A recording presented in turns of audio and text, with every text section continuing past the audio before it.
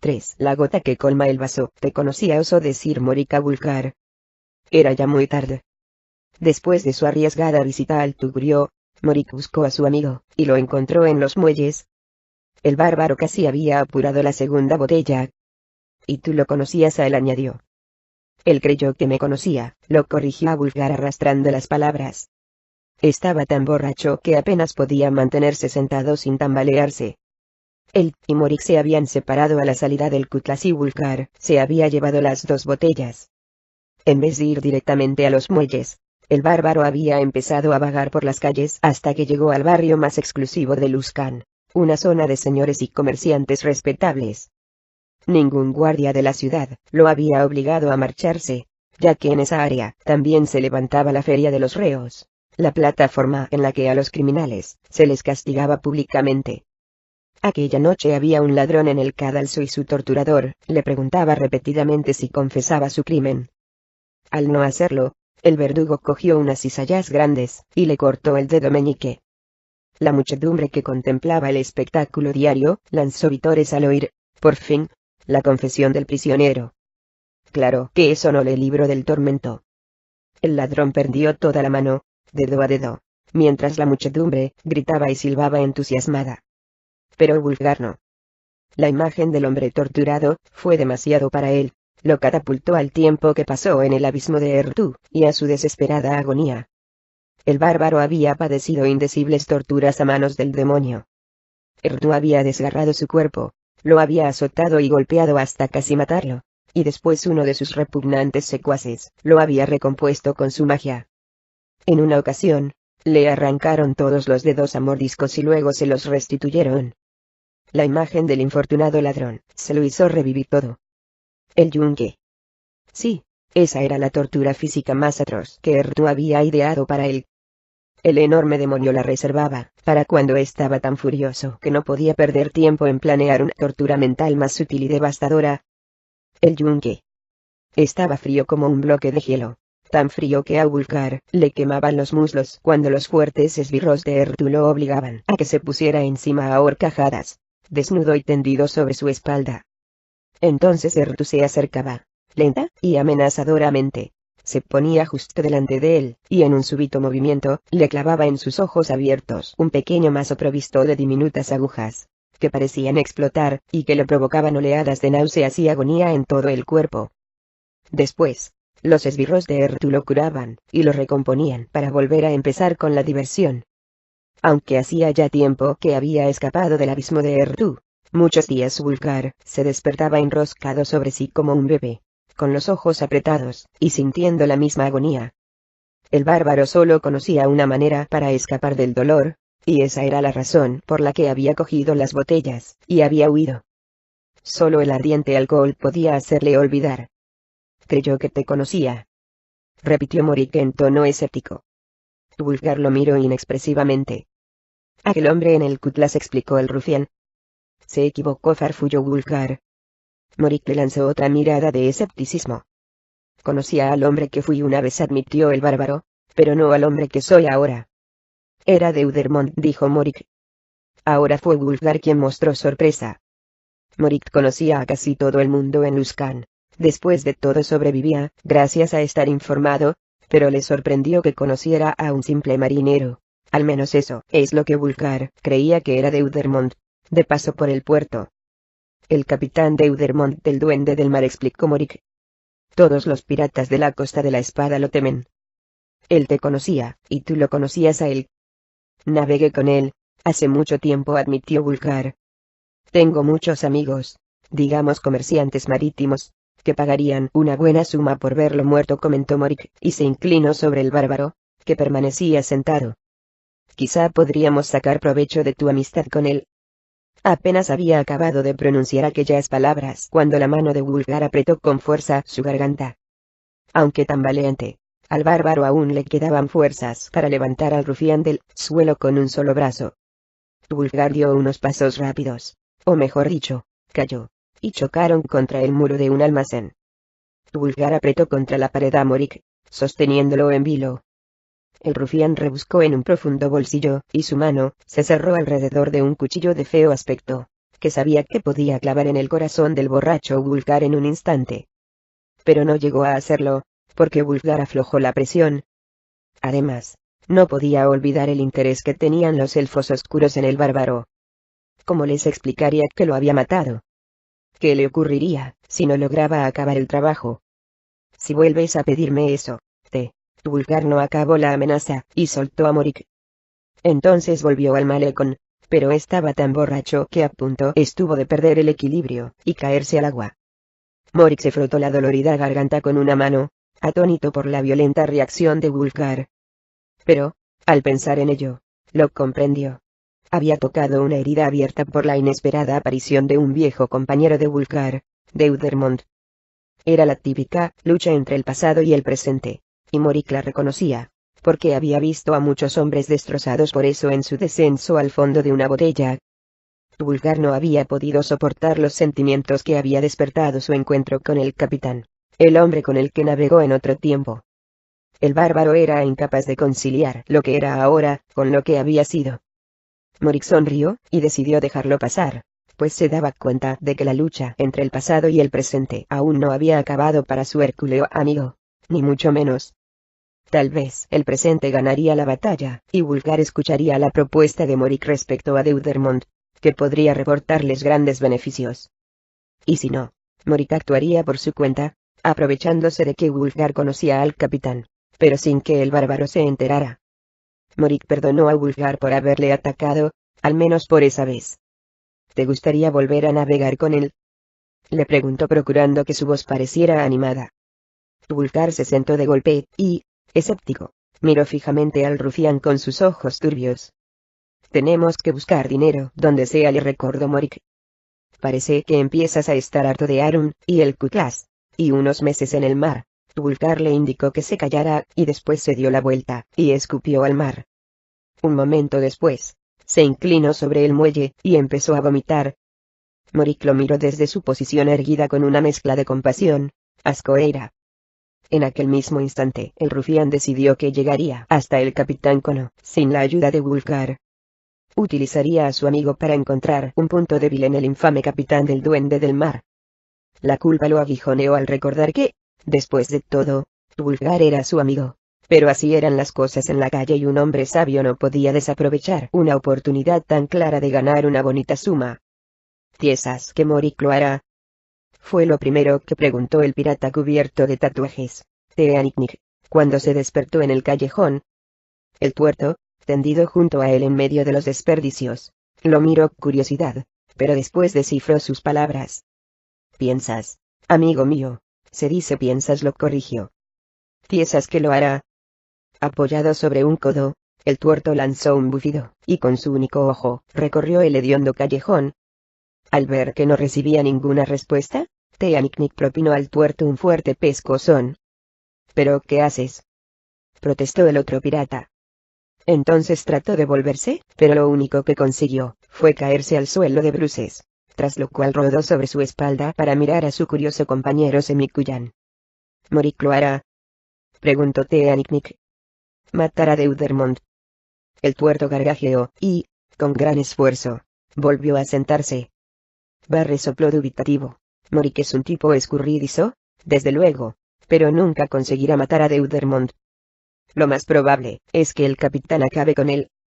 10.000, dijo Teaniknik con un gran lamento, ya que él y el tuerto habían prometido a Morik casi 10.000 monedas de oro, que los piratas pagarían gustosamente para ver muerto a Deudermond, si el rufián acababa con el capitán antes de que el Duende del Mar zarpara de Luskan. Ambos piratas ya habían decidido que si Morik cumplía el encargo, le pagarían 7.000 y se quedarían las otras 3.000. «He estado pensando que quizá Morik podrá llegar hasta Deudermond», prosiguió el tuerto. «Es posible que esa rata miserable acabe teniendo un papel en esta historia sin saberlo. Si a Deudermond le gusta el amigo de Morik, a lo mejor baja la guardia». «¿Piensas que lo hagamos nosotros?», preguntó Teaniknik intrigado. El tuerto miró a su amigo Semikuyan, y se rió entre dientes. Pese a que había navegado con humanos casi toda su vida, desde que lo habían recogido de una isla, siendo todavía un muchacho, Teaniknik seguía luchando a brazo partido con el idioma. Su propia gente, la salvaje raza de los Kuyans, que solían medir más de 2 metros, no toleraban las mezclas de sangre, y lo habían abandonado por considerarlo inferior. Teanicnic sopló, y sonrió, y el tuerto entendió el mensaje. Ningún pirata que surcara los mares podía manejar mejor que Teanicnic un arma que consistía en un largo tubo hueco, y que el semicuyan llamaba cerbatana. El tuerto había visto a su amigo dar a una mosca posada sobre la barandilla desde el otro lado de la cubierta de un ancho buque. Asimismo Teanicnic era un experto en venenos en opinión del tuerto, un recuerdo de su vida, junto a los curiosos cuyans, con los que untaba las uñas de gato que a veces utilizaba como proyectiles. Eran venenos que los clérigos humanos no conocían, y para los que no tenían antídotos. Un disparo afortunado podría hacerlos muy ricos, quizá lo suficiente para comprarse un barco. ¿Tienes un veneno especialmente maligno para nuestro querido capitán?, preguntó el tuerto. El pirata tatuado sonrió. ¿Piensas que lo hagamos? Arun suspiró al comprobar el destrozo hecho en la puerta que conducía al ala de invitados del Cutlass. Los goznes estaban retorcidos, por lo que la puerta ya no se sostenía recta en la jamba. Ahora se ladeaba y ni siquiera cerraba del todo. Otro acceso de mal humor, comentó Josip Butles detrás del tabernero. Mal humor hoy, mal humor mañana. Ese siempre tiene malas pulgas. Arun hizo caso omiso de Josie, y avanzó por el pasillo hasta la puerta de la alcoba de Deji Courtier. Pegó la oreja a la madera, y oyó unos débiles sollozos. Ya la ha vuelto a echar, dijo Josie con rabia. Maldito perro bárbaro. Arun clavó la mirada en el hombrecillo, aunque sus pensamientos no eran muy distintos. Las quejas de Josie no afectaron al tabernero en lo más mínimo, porque se daba cuenta de que el hombre le tenía ojeriza a Wulfgar, debido sobre todo a los celos, que era la emoción que parecía dominar siempre en las acciones de Josie. Los sollozos de Deji Courtier rompían el corazón de Arun, que consideraba a la muchacha casi una hija. Al principio, se había alegrado mucho de que Deji y Wulfgar iniciaran una relación, pese a las protestas de Josie, que había estado enamorado de la joven durante años. Pero parecía que Josie llevaba parte de razón, porque últimamente el comportamiento de Wulfgar con Deji dejaba un regusto amargo en la boca de Arun. Te cuesta más de lo que ganas, con él prosiguió Josie, que tenía que dar brincos para mantenerse al lado de Arun mientras éste avanzaba con decisión hacia el cuarto de Wulfgar, situado al final del pasillo. Lo destroza todo, y, además, muchos parroquianos honrados ya no vienen al Cutlass por miedo a que les rompa la cabeza. Arun se detuvo frente a la puerta, y miró a Josie con intención. Cierra el pico, le ordenó. Entonces se volvió y alzó una mano para llamar a la puerta, pero cambió de opinión, y entró directamente. Wulfgar estaba tendido en la cama, aún vestido, y apestaba a alcohol. Siempre la bebida, se lamentó Arun. La tristeza de su voz era auténtica, ya que pese a que estaba enfadado con Wulfgar, no podía olvidar que él tenía parte de culpa. Había sido él quien había iniciado al bárbaro en la bebida, aunque sin darse cuenta de hasta dónde llegaba su desesperación. Ahora, el tabernero comprendía que Wulfgar intentaba ahogar en alcohol sus atormentados recuerdos. ¿Qué piensas hacer?, preguntó Josie. Arun no le hizo caso, y, después de aproximarse al lecho, zarandeó al bárbaro, sin ninguna consideración. Después de una segunda vez, y una tercera, Wulfgar alzó la cabeza, y la volvió para mirar a Arun, aunque apenas podía abrir los ojos. Quiero que te vayas, le dijo Arun, sin ambajes, y con calma, y lo zarandeó de nuevo. No puedo permitir que sigas destrozando mi local, y maltratando a mis clientes. Quiero que recojas tus cosas esta noche, y que te marches. Me da igual a dónde, pero no quiero verte esta noche abajo. Te daré una bolsa de monedas, para que puedas instalarte en otro lugar. Al menos, eso te lo debo. Wulfgar no respondió. ¿Me estás oyendo?, inquirió Arun. Wulfgar asintió, y le gruñó que se marchara. El bárbaro reforzó su petición con un movimiento del brazo que, pese a su torpeza, apartó fácilmente a Arun de la cama. El tabernero volvió a suspirar, meneó la cabeza, y salió. Josie Butles observó largamente al hombretón tendido en la cama, así como el cuarto, en especial el magnífico martillo de guerra apoyado contra la pared en el rincón más alejado. Se lo debo, dijo el capitán Deudermont a Robillard, ambos de pie, junto a la barandilla del Duende del Mar, que seguía en dique seco, pero estaba casi reparado. ¿Por qué una vez navegaron juntos?, preguntó el hechicero con escepticismo. Fue más que navegar. Prestó un servicio al barco, eso es cierto, admitió Robillard, pero ¿acaso no fue recompensado? Usted los llevó a él, y a sus amigos a Memnón, y luego los trajo de vuelta.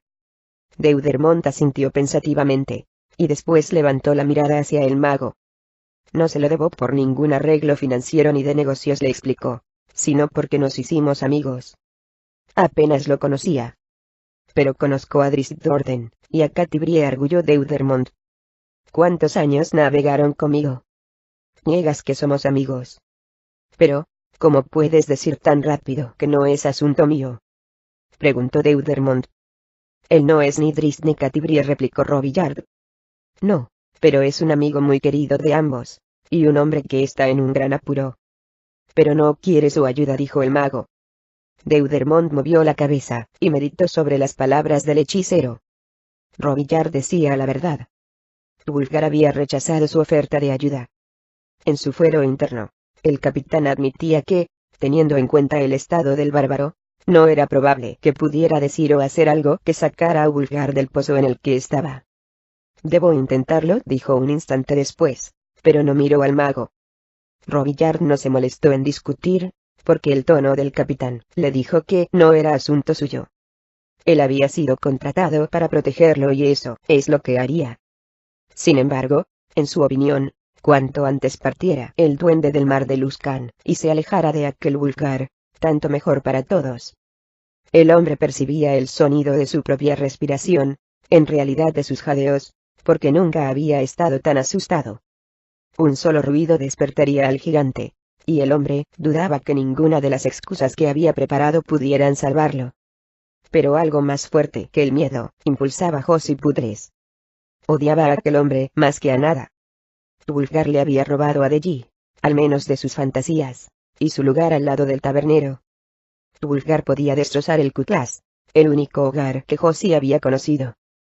Josi no creía que el enorme e iracundo bárbaro se marchara sin pelear, tal como Arun le había ordenado, y había visto lo suficiente del pendenciero Wulfgar para saber lo devastador que podría ser. También sabía que, si había bronca en el Cutlass, probablemente él sería uno de los blancos de la ira de Wulfgar. Abrió la puerta, que crujió. El bárbaro seguía tendido en la cama casi en la misma posición que estaba 2 horas antes, cuando Arun le dijo que se marchara. Vio a Egisfan apoyado contra la pared en el rincón más alejado. Josi se estremeció al verlo, y se imaginó el poderoso martillo de guerra girando hacia él. El hombrecillo se introdujo sigilosamente en el cuarto, y se detuvo un momento para contemplar la pequeña bolsa llena de monedas que Arun había dejado al lado de la puerta, junto al lecho de Wulfgar. Entonces sacó un cuchillo largo, y posó la punta de un dedo sobre la espalda del bárbaro, justo bajo el omóplato para sentir el latido del corazón, y acto seguido, colocó allí la punta del cuchillo. Todo lo que tenía que hacer era empujar con fuerza, se dijo, hundir el cuchillo en el corazón de Wulfgar, y todos sus problemas se acabarían. El Cutlass volvería a ser lo que era antes de que aquel demonio llegara a Luskan, y Delly Curtie sería suya. Se inclinó sobre el cuchillo. Wulfgar apenas se movió, no había peligro de que se despertara. ¿Y si falló?, se preguntó Josi con súbito pánico. ¿Y si solo lo hiero? Se imaginó a un enfurecido Wulfgar saltando del lecho para acorralarlo y sintió que las fuerzas se le escapaban, hasta el punto de que estuvo en un tris de caer sobre el dormido bárbaro. El hombrecillo se alejó de la cama, y se volvió hacia la puerta, tratando de no gritar de miedo. Entonces se serenó y recordó lo que se temía que ocurriría cuando Wulfgar bajara aquella noche para enfrentarse a Arun, empuñando aquel terrible martillo de guerra con el que destrozaría el Cutlass, y a todos los que estuvieran en él. Sin pensarlo, Josi corrió al otro extremo de la habitación, y con gran esfuerzo, levantó el pesado martillo, y lo rodeó con sus brazos, como si fuera un bebé. Entonces salió precipitadamente del cuarto, y abandonó la taberna por la puerta trasera. No deberías haberlos traído, dijo de nuevo Arun a Josi en tono reprobador. Aún no había acabado de hablar cuando se abrió la puerta que separaba la sala común de las habitaciones privadas, y un ojeroso Wulfgar entró. Está de mala uva, comentó Josi, como si eso justificara lo que había hecho. Josie había invitado a algunos amigos al cutlass aquella noche. A un corpulento matón llamado Escollo, y a sus compinches, no menos duros, entre ellos a un hombre delgado de manos suaves, que, desde luego, no era un guerrero, al que Harun creía haber visto antes, aunque ataviado con ropajes de amplio vuelo, y no con calzones y una túnica. Escollo tenía una cuenta pendiente con Wulfgar, pues cuando el bárbaro apareció en el cutlass, Escollo y un par de sus amigos trabajaban como matones de Harun. Cuando trataron de echar a Wulfgar de la taberna, el bárbaro derribó a Escollo de un sopapo. Harun miró a Wulfgar de hito en hito.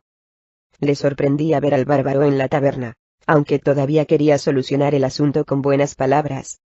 Una lucha contra un ultrajado Wulfgar le podría salir muy cara. La nutrida clientela del cutlass cayó mientras Wulfgar avanzaba.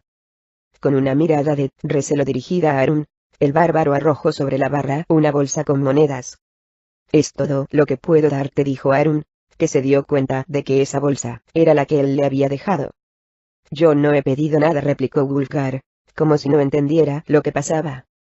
«Ya te lo dije», empezó a explicar Harun, pero se interrumpió e hizo un gesto con la mano para calmar a Wulfgar, aunque este parecía muy tranquilo. «Tienes que marcharte», le dijo Harun. «No puedo dejar que te quedes».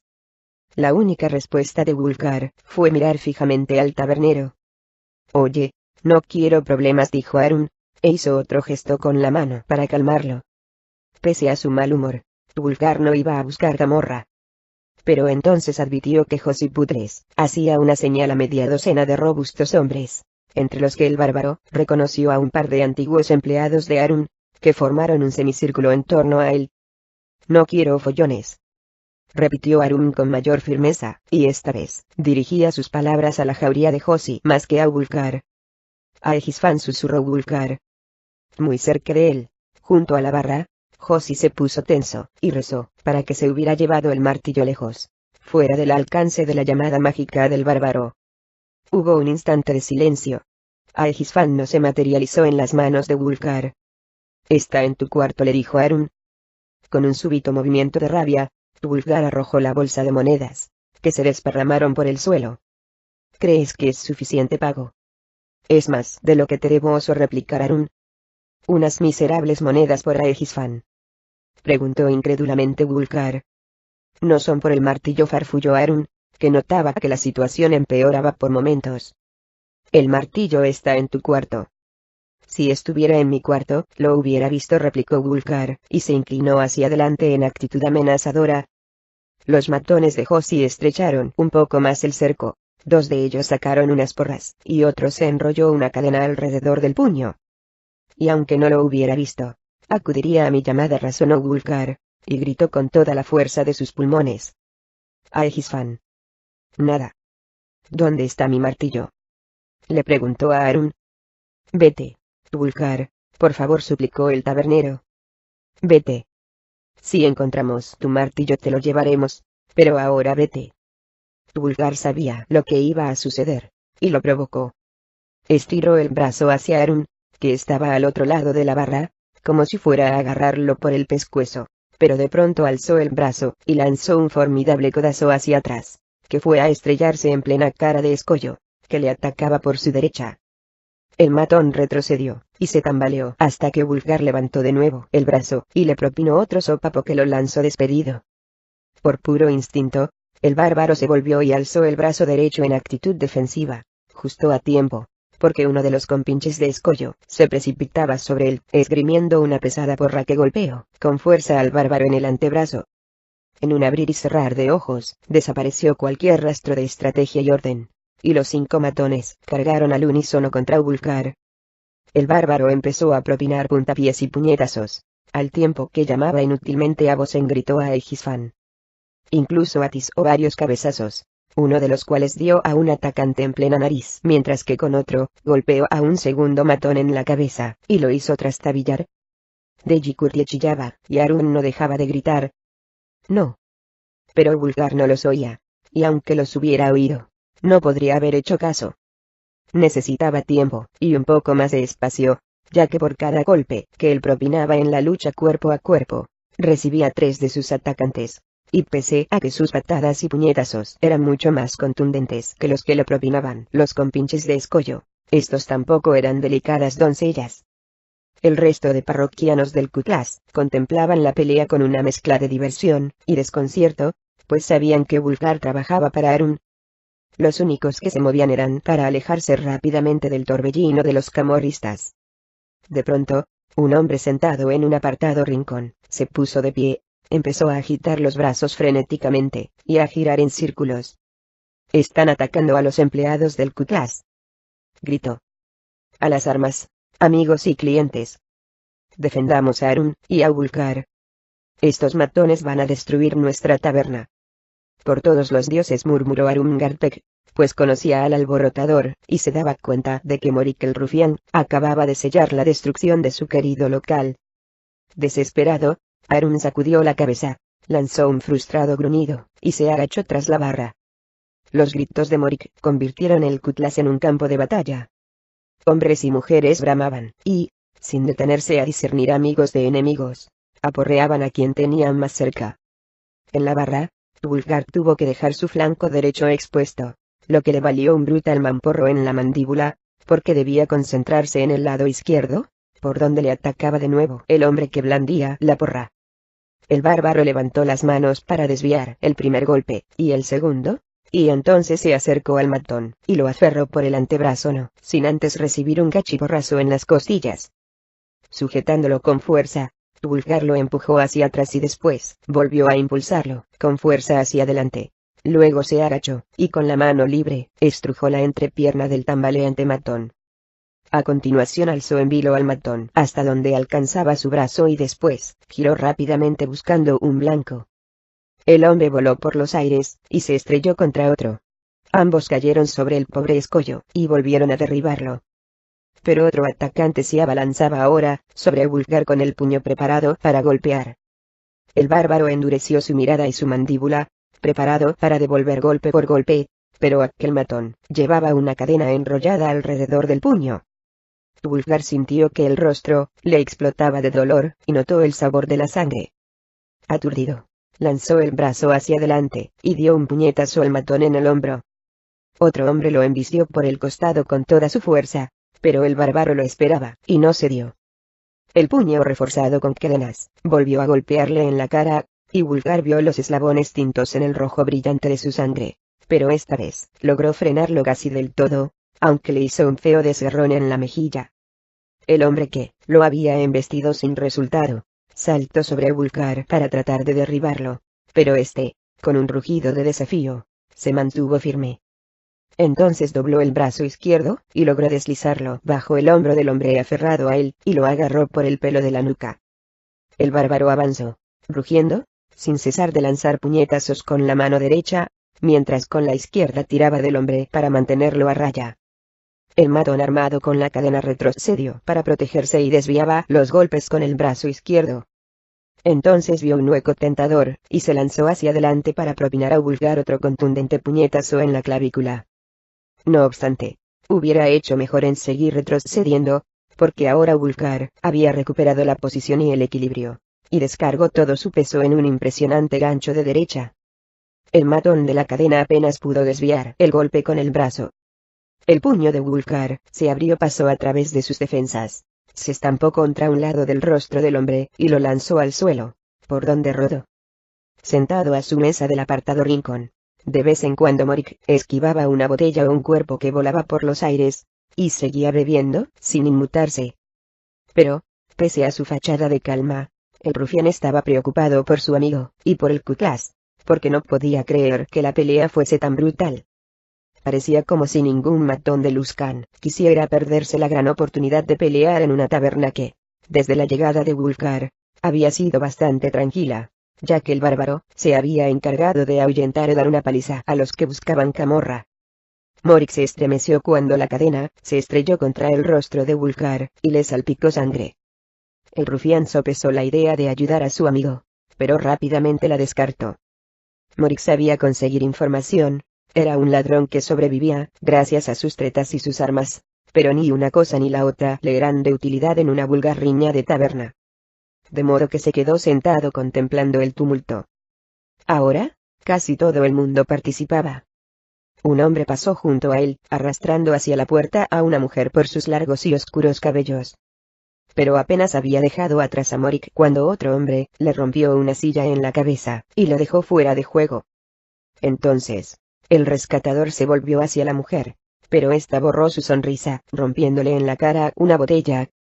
Acto seguido, la mujer se volvió y corrió hacia la refriega, saltó sobre un hombre, lo derribó y le arañó la cara con sus uñas. Morik estudió a la mujer con más atención, fijándose en sus rasgos, y pensando que su ardiente temperamento podría resultar muy placentero en un futuro encuentro privado. El rufián advirtió que algo se movía a su derecha y apenas había retirado la silla y levantado la jarra y la botella, cuando dos hombres aterrizaron sobre su mesa, la hicieron añicos y arrastraron pedazos de haya enzarzados aún en la lucha. Morik se limitó a encogerse de hombros, cruzó las piernas, se recostó contra la pared y tomó otro trago.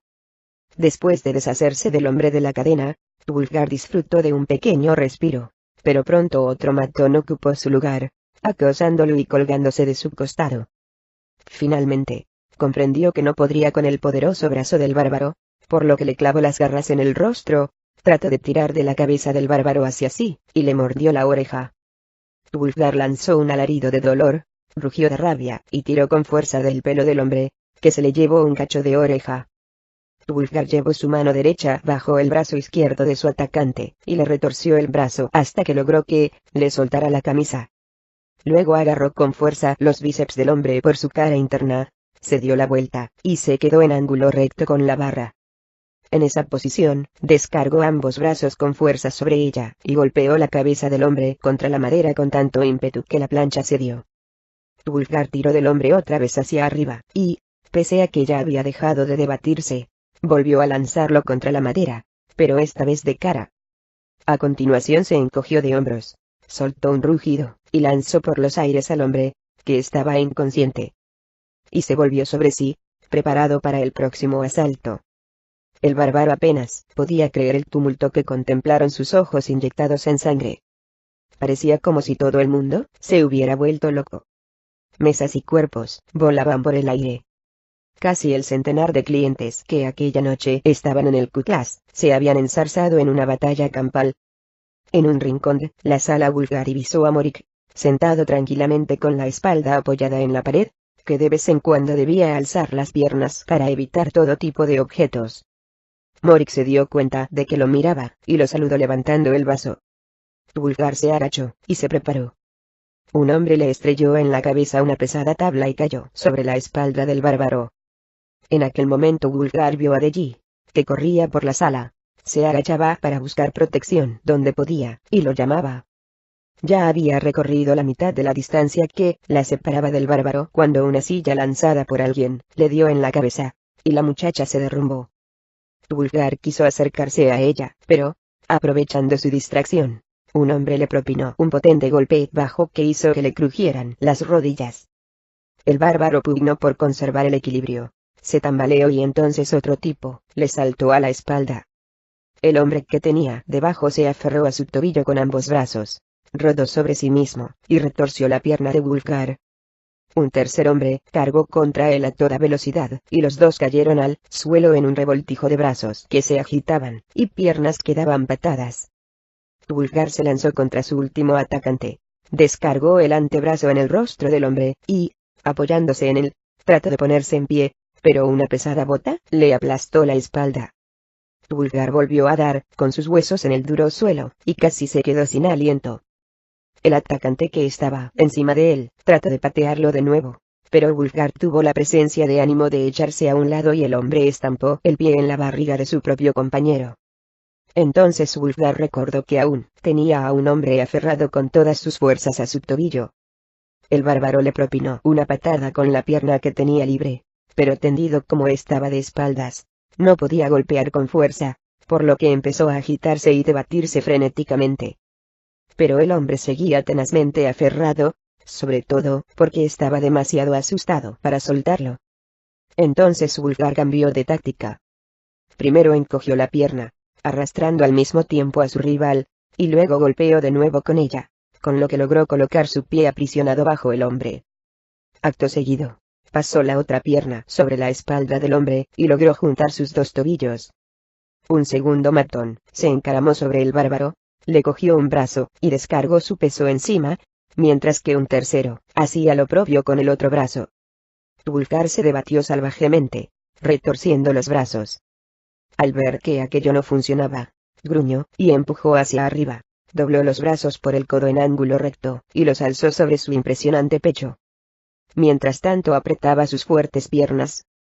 El hombre se debatió desesperadamente contra aquella tenaza, y trató de gritar, pero el único sonido que se oyó fue un sonoro chasquido cuando el hombro se le salió de la articulación. Wulfgar notó que el forcejeo en sus pies había cesado, movió las piernas para liberarse y dio varios puntapiés hasta que logró apartar al hombre, que gruñía de dolor. Entonces el bárbaro volvió su atención hacia la parte superior de su cuerpo, hacia los dos hombres que le daban puñetazos, y lo arañaban. Con una fuerza que dejaba en ridículo a los demás mortales, Wulfgar extendió completamente los brazos, y levantó a los dos rufianes en el aire y entonces, con un movimiento brusco, los lanzó por encima de la cabeza al tiempo que encogía las piernas. El impulso le hizo dar una voltereta hacia atrás, apoyarse sobre las manos, y aterrizar sobre los pies, inseguro, mirando de cara a los dos hombres postrados que trataban de huir a rastras. Instintivamente, presintiendo otro ataque, Wulfgar se volvió y lanzó un puño hacia adelante para detener una última carga. Dio de lleno a su atacante, otra vez el hombre de la cadena, en el pecho. Fue un tremendo choque, pero Wulfgar no se había dado la vuelta con la suficiente rapidez para protegerse del puño de su rival, que se estrelló contra su cara. Los dos hombres se estremecieron, y el bruto cayó en brazos de Wulfgar. El bárbaro lo empujó a un lado y el matón aterrizó en el suelo boca abajo, ya inconsciente. Wulfgar sabía que el golpe lo había dejado tocado, porque veía borroso, todo daba vueltas a su alrededor, y tenía que recordarse dónde estaba. Súbitamente alzó un brazo para protegerse de una silla que volaba hacia él, pero solo consiguió detenerla en parte, y una de las patas lo golpeó en la frente, lo que le hizo sentir aún más mareado. Ahora, la refriega era menos intensa, porque eran más los hombres tendidos en el suelo que se lamentaban que los que seguían de pie propinando puñetazos. Pero Wulfgar necesitaba un respiro, al menos momentáneo, y solo veía una manera de conseguirlo. Corrió hacia la barra, rodó sobre ella, y aterrizó sobre sus pies detrás de la barricada. Entonces se encontró cara a cara con Arum Gartek. «¿Estarás orgulloso de lo que has hecho esta noche? No», le espetó el tabernero. «Para ti, una noche sin bronca no es divertida». Wulfgar agarró al hombre por la pechera de la túnica, lo obligó a que se pusiera en pie, lo alzó en vilo y entonces lo estampó contra la pared por encima de un estante de botellas, rompiendo gran parte de las valiosas existencias. «Alégrate de que no te haya atizado en la cara», gruñó el bárbaro, sin mostrarse arrepentido. «No, de lo que me alegro es de que no hayas jugado con mis sentimientos como has hecho con la pobre de Gile», gruñó Arum. Las palabras del tabernero le dolieron profundamente, porque no podía defenderse de las acusaciones de Arum, no podía decir que se había comportado honradamente con Deji Courtier. Wulfgar zarandeó a Arum, después lo soltó y retrocedió un paso, sin dejar de mirarlo de hito en hito. Entonces notó un movimiento a un lado, echó un vistazo y vio venir un enorme puño incorpóreo que flotaba sobre la barra, y que le propinó en la cabeza el golpe más contundente de su vida. El bárbaro vaciló, se agarró a otro estante lleno de botellas de fuerte whisky, y lo tumbó, tras lo cual se tambaleó, se dio la vuelta, y se agarró a la barra para aguantarse. Josie Pudles le escupió desde el otro lado de la barra. Antes de que Wulfgar pudiera reaccionar, notó que la mano mágica se le acercaba rápidamente por un lado. Recibió otro golpe, y las piernas le fallaron. Recibió otro golpe, lo alzaron en el aire, y fue impelido contra la pared. Todo daba vueltas a su alrededor, y se sentía como si se hundiera en el suelo. Medio de pie, medio a rastras, lo sacaron de detrás de la barra. La pelea cesó de repente ante la visión del poderoso Wulfgar por fin derrotado. «Acabemos con él fuera», dijo Escollo, que abrió la puerta de un puntapié. Justo cuando se volvía para salir a la calle, el hombre notó el filo de una daga en la garganta. «Ya se ha acabado», dijo en tono despreocupado Morik, aunque mostró su nerviosismo al echar una rápida mirada al interior de la taberna. donde el mago recogía sus cosas tranquilamente, como si nada de lo ocurrido fuera con él. Escollo lo había contratado a modo de seguro. En vista de que el hechicero no parecía dispuesto a intervenir, el rufián se calmó un poco, y masculló. Odió a los magos. Entonces volvió su atención a Escollo, y apretó un poco más la daga. Escollo miró a su compañero, que sostenía el otro brazo de Wulfgar, y juntos arrojaron al bárbaro al lodo, sin más. Wulfgar se puso trabajosamente en pie. Seguía consciente solo por su fuerza de voluntad. Entonces dio media vuelta hacia la puerta cerrada, pero Morik lo agarró por el brazo. No le ordenó. Ahí dentro no te quieren.